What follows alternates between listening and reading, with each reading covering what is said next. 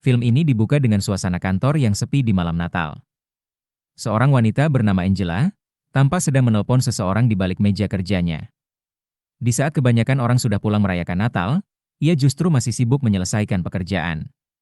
Angela sudah merencanakan semuanya. Begitu selesai, ia akan pulang ke rumah orang tuanya untuk menikmati malam yang hangat bersama keluarga. Sekilas itu terdengar seperti rencana yang sempurna. Namun ada satu hal yang tidak ia perhitungkan akan terjadi padanya malam itu.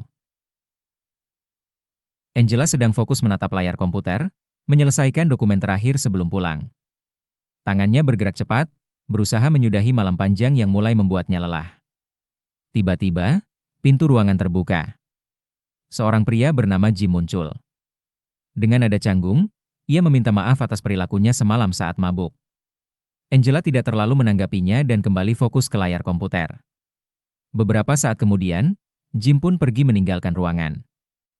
Angela, yang sudah tampak lelah kemudian menghubungi keluarganya, berjanji bahwa ia tidak akan pulang terlambat malam ini. Adegan pun berpindah, memperlihatkan suasana Natal yang sunyi. Lampu-lampu kantor masih menyala, tapi gedung itu terasa hampa dan sepi.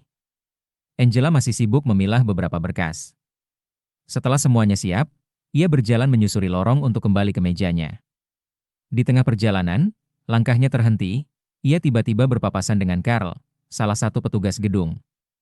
Keduanya sempat saling terkejut, tapi Angela lalu tersenyum dan meminta Carl menunggunya agar mereka bisa naik lift bersama. Di dalam lift, Carl bercerita bahwa kantor akan tutup selama 3 hari ke depan.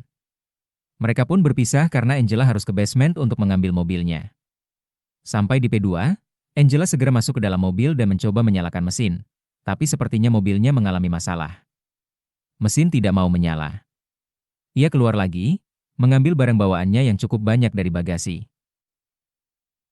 Karena tak ada pilihan lain, Angela pun memutuskan kembali ke lantai atas kantor untuk memesan taksi. Namun, pintu menuju lift ternyata sudah dikunci. Dia berjalan ke pos keamanan dan bertemu dengan seorang pria bernama Thomas, atau kita sebut saja Tom, dan memintanya untuk membukakan pintu. Tom menawarkan bantuan untuk memperbaiki mobil Angela. Awalnya Angela menolak karena sedang terburu-buru, tapi akhirnya mengangguk, meski dengan sedikit ragu. Tom mencoba membetulkan aki mobilnya, namun mesinnya tetap tak mau menyala. Angela mulai tampak kesal. Ia lalu meminta Tom untuk membukakan akses ke pintu lift. Tom, yang merasa bersalah, mencoba menjelaskan bahwa ia hanya ingin membantu. Angela mengangguk kecil, merasa tak enak hati, tapi juga kesal karena sudah membuang banyak waktu. Mereka berjalan bersama menuju pintu basement.